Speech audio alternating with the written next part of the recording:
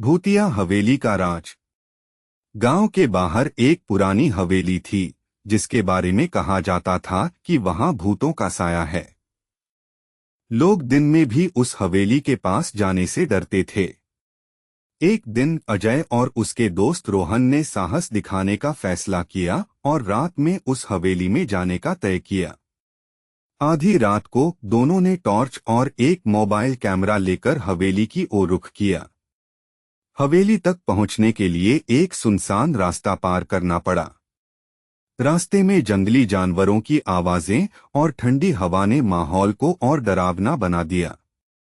जैसे ही वे हवेली के दरवाजे तक पहुंचे, दरवाजा अपने आप खुल गया।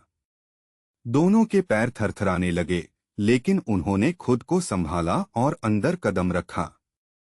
हवेली के अंदर अंधेरा और सन्नाटा था। अचानक दीवार पर एक पुरानी पेंटिंग दिखी जिसमें एक महिला और उसके पीछे एक साया नजर आ रहा था। पेंटिंग देखकर दोनों के रोंगटे खड़े हो गए। वे आगे बढ़े तो एक कमरे से किसी के फुसफुसाने की आवाज आई।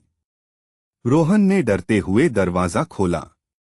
कमरे के अंदर एक पुराना झूला था जो अपने आप हिल रहा था।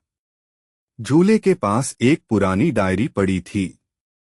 अजय ने डायरी उठाई और उसे पढ़ना शुरू किया। डायरी में लिखा था कि यह हवेली कभी एक रईस व्यापारी की थी जिसकी बेटी की रहस्यमयी तरीके से मौत हो गई थी। उसके बाद से उसकी आत्मा हवेली में भटक रही है। अचानक कमरे में ठंडी हवा का झोंका आया और झूला तेजी से हिलने लगा। अजय और रोहन ने भागने की कोशिश की, लेकिन दरवाजे अपने आप बंद हो गए। तभी एक महिला की परछाई उनके सामने आ गई।